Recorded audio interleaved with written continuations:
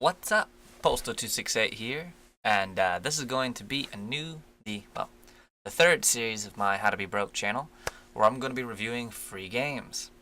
So far we've got how to get, which is how to get stuff cheap, get how to make, which is how to make stuff cheap, and now we're going to have free game review.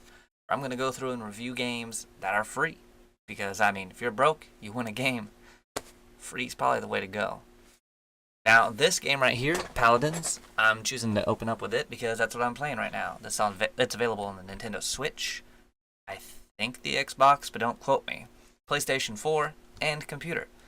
I will say it's really hard to play on Joy-Cons, so if you're playing it on a Switch, good luck to you. I'm playing it right now on computer. Let me get some headphones on. Which, by the way, I know that these are a $100 set of headphones.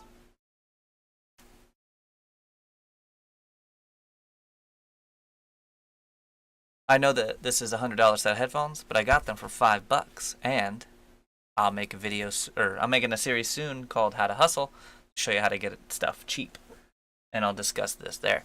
So, this game here is pretty much Overwatch with a lot of differences. If you come here, you've got ranked, quick play, and right now there's an event. We'll get to that. Quick play, has 3 different divisions: Siege, Onslaught, Team Deathmatch. Team Deathmatch is obviously 10 people trying to kill another team people. Whoever gets the most kills wins. Onslaught's like King of the Hill. You go in, there's a point in the middle of the map, and whichever team can stay inside of the area and accumulate the most points before the timer runs out, or whoever can hit the goal first for how many points to have, wins. And then Siege, which is pretty much all you'll do in ranked. Now, Siege, both teams start at the end of a map. There's a point in the middle. Both teams have to make their way through the map to the middle point, and they have to hold that until they get enough points to spawn a little cart with bombs on it called the payload.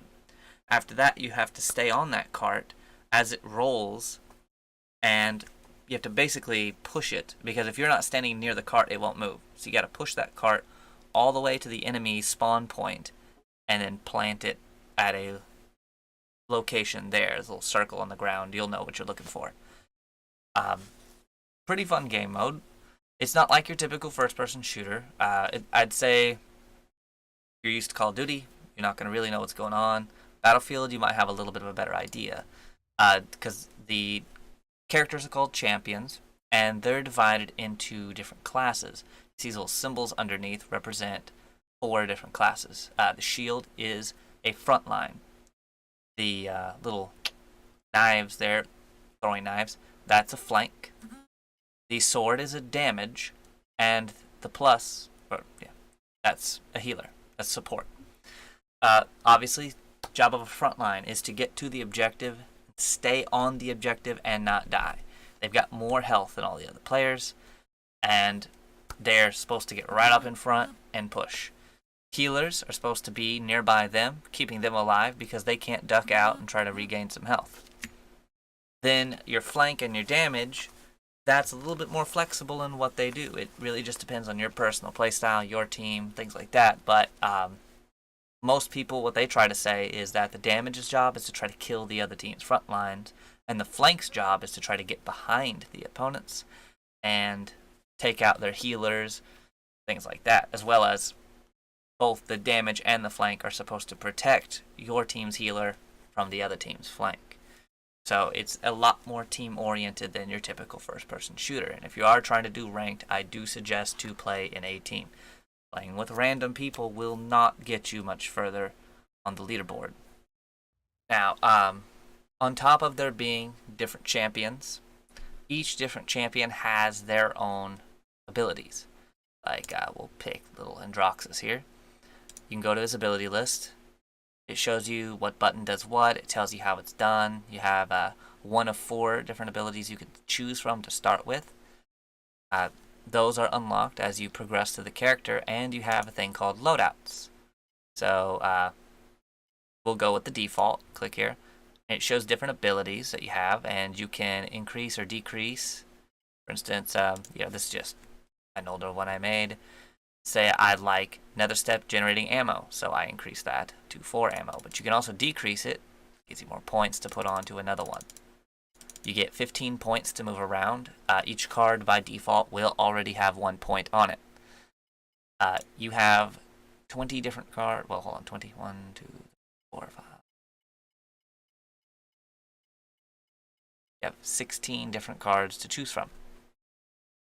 You can read through the different cards. You get to pick 5 of them. You get to move around points. You can really customize a character to your particular playstyle.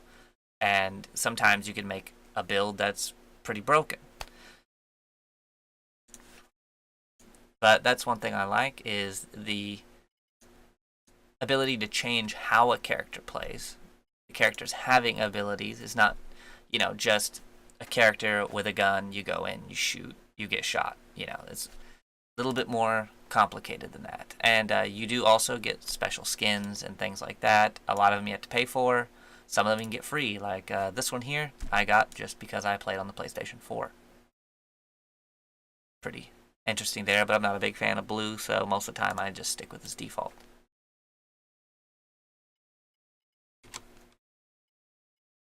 But in essence, that's the entire game. If you're playing right now during this Dragon's Call event, that's pretty cool.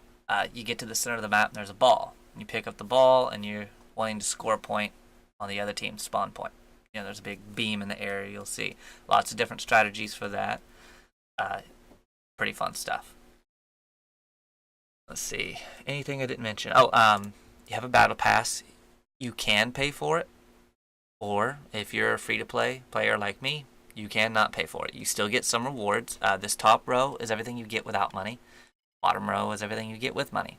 Obviously, a lot less rewards. You can save up these little gems to buy a battle pass eventually.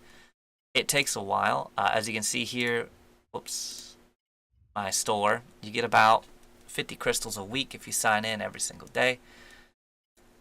And I think the battle pass costs about 600 gems, so it'd take you, a few weeks, but you could do it. It is possible to do for free. If you're first starting out, or for any reason, they have training in all 3. That's where you join humans, you play against bots. That will give you the exact same rewards as quick play, except quick play will give you a 300 gold bonus for your first win of the day. But if you're trying to level up quick, I suggest you just go through the training. The matches are faster, they're easier. You'll get experience, you'll get gold, all that shebang. And you can do custom matches. If you want to play with friends, do some 1v1s, whatever you want, you've got that option here. Alright, now what I'll do is I'm going to take us to the shooting range. And I'm just going to show you a little bit of how things handle, things move, things look, so that you can get kind of a feel for the game. I do encourage you to look up some gameplay videos, or just download the game and rush right in and see what you think. Shouldn't take but a moment to load. There we go. First I'll go through Victor, since that is the closest thing to, a normal person.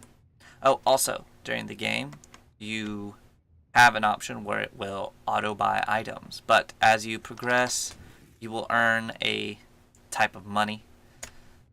You get bonuses for just how long you're alive, kills, things like that.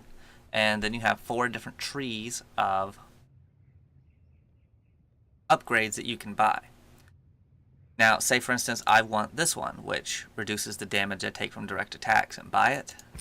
Now I can't buy any other in that tree, but I can upgrade it to 3 different tiers. So once you have picked all the ones you like, which tip, cauterize, you want to almost always go with cauterize, because that's just far more helpful to the entire team rather than deft hands. People will immediately be mad at you if you choose deft hands unless you're with a really noob team. So just say, you've got your items. Now you're going in. Unlike normal games, each player doesn't get a sprint.